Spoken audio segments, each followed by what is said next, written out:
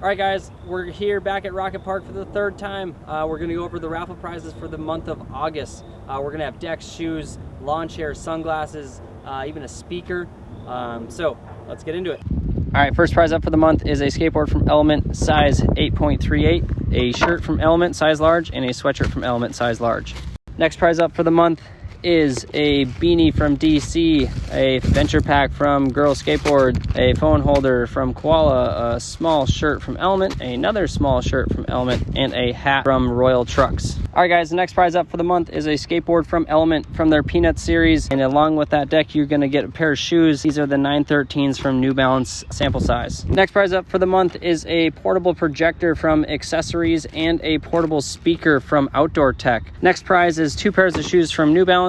The first pair is a 440 and the other pair is a 425.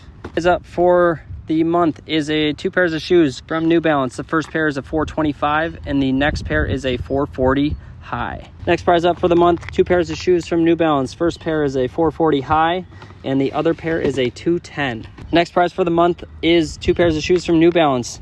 First pair is a New Balance 210 and the other pair is a 272.